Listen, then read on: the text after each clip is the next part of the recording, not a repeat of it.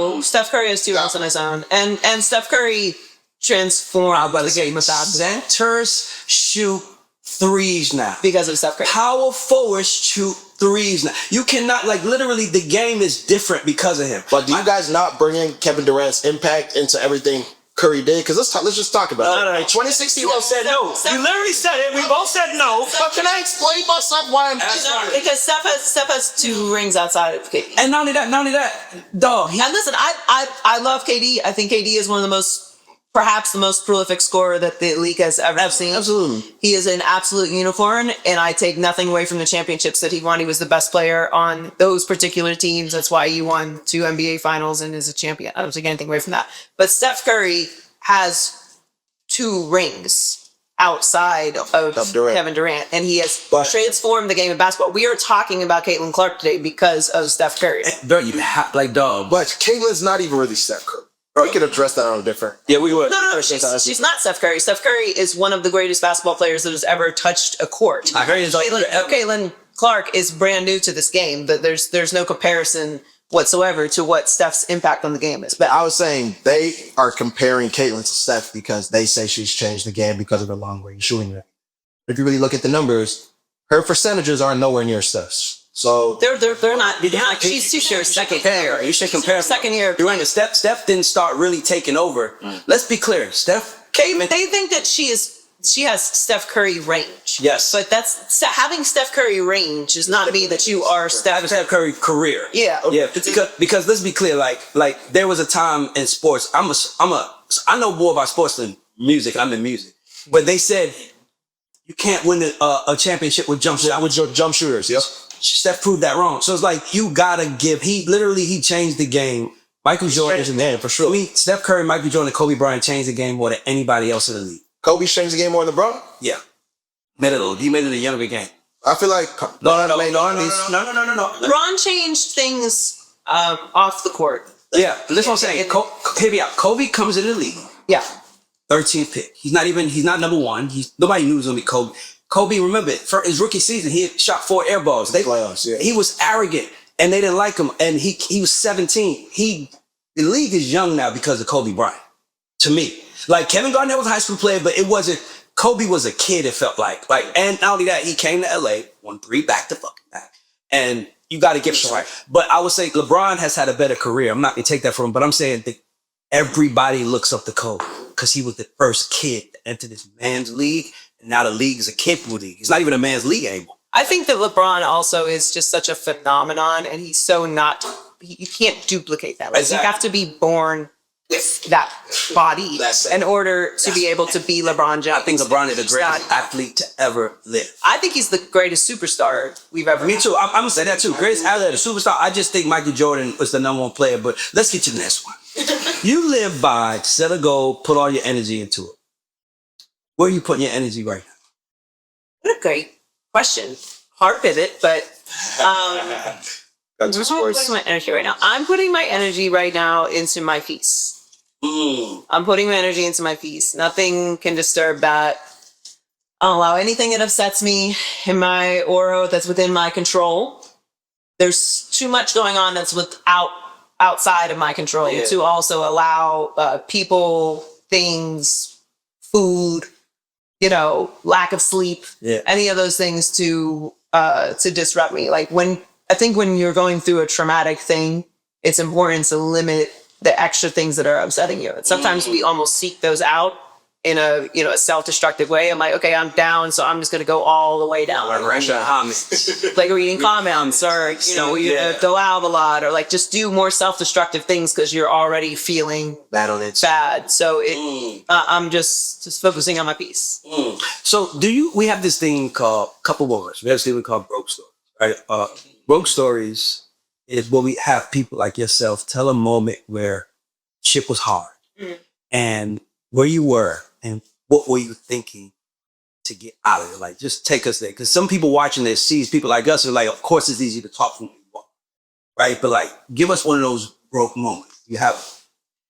So actually the story that generated the energy comment was a broke moment. I was just getting out of a very abusive relationship. and I was sleeping on my friend's couch, who I had given her the couch the year before. Actually, I wasn't sleeping on the couch. I was sleeping on like the Chase Lounge. Yeah. So it was like the Chase Lounge with like something else on my feet. I mean, I'm short, but not that short. Mm-hmm. I didn't have any money. I was beefing with my family, and I could not get a job. Like everything was just like boom, boom, boom, boom, boom, all bad. And I was complaining to a very successful friend of mine, who actually is no longer with us, is David Levitard, Dan Levitard's. Oh yeah, okay, yeah. His dad, his brother. Okay, yeah. Was a very talented artist, and I was complaining to him about everything, and he was, painting and listening to me complain, and he stopped me and was like, "Let me ask you something. What's something that you want for yourself in the next 3 years? It can be a band, it could be a car, it could be a job. Like, what's something you want for yourself in the next 3 years?" And I was like, "Oh, I want to be full-time on air, on radio or TV in the next 3 years." And he was like, "How much of your energy are you putting into making that happen?" And I was like, "I don't know, 8%. Like I don't have a place to live. I'm living on my friend's couch right now. I'm not talking to my family. I don't have a job, blah, blah, blah. Like I'm coming out of this relationship, just like blah, blah, all these things," which were valid. Yeah. But, I'm not focusing my energy on the thing that I want. And he was like, "Why do you think that that's not happening for you then?"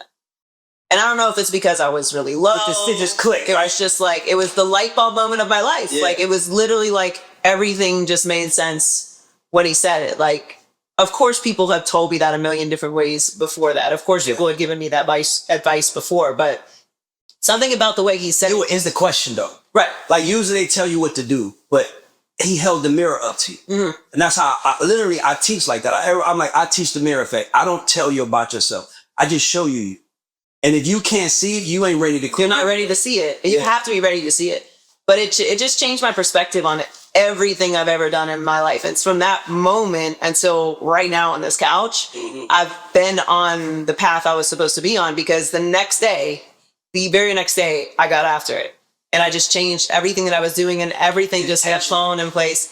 Intentions, manifestation, but also just cutting the bullshit out for yourself. Like, sometimes life is happening to you. Yes. And there's no doubt about that. And you deserve to be sad, and you deserve to feel those things and process those things. And it's happening to you. Sometimes you are happening to life. Yes. And you have to know the difference. Yes. Are you causing this situation? Are there things that you can do differently to stop what's happening to you, to change the direction, to change the energy? Is this something that is even remotely within your control? Yes. And if it is, you have to take the reins of it. But you're absolutely right. Like, giving advice to people, I don't really give unsolicited advice. I was about to say, so I want to add to that, because something profound happened to me in the last 9 months. I met these people, and it was a groundbreaking moment. I just feel like I should share it with you. And they was basically saying most of us are dealing with shit because we're in winter. And what happens in winter? Things die. The leaves dies. Everything dies, so God can bring new stuff. So they told me, you're keeping yourself. A lot of us are holding on to winter because we're holding on to things that might not be for the next season. Mm-hmm. God is like, that can't go with you to the next step. So I started letting things go. And it's like everything that I dreamt of started coming my way. It was like, damn, I had to give rid of that to have that. And by the way, the weird part, it was just people who I was like, why can't you just do this? Mm-hmm. And then they leave, and then someone comes to that same spot and does it. So you start understanding God is like, it's you, dummy. I'm trying to help you, but you're not listening. It is. Sometimes it is completely outside of your control. Like, things happen, and life is hard. Life is hard for everybody. Everybody is dealing with a different struggle, a silent struggle, the silent fight or drama. Everyone is. But sometimes you are creating things for yourself, and you're holding on to people, or you're holding on to jobs, or you're holding on to, I don't want to say dreams, just things that aren't meant for you. And you have to at least give it the risk and take the chance that there's something that you can change. But the energy thing is the most important thing to me, because that comment from him about energy is what made the most sense. Like, I liken it to getting in shape. Yeah. We all want to skip the process of getting in shape. Yeah. Right? We all hypothetically want to be in shape, But we don't want to go to the gym. It's hard though. We don't want to drink all the water. They tell us it's hard, Kenny. It's hard sometimes. Then you trying to clip the lights on too. We don't want to lift the weights. Like we don't want to do the things. But we know what it takes to get in shape. Like we know. Everyone knows. But it's the doing part. Yeah.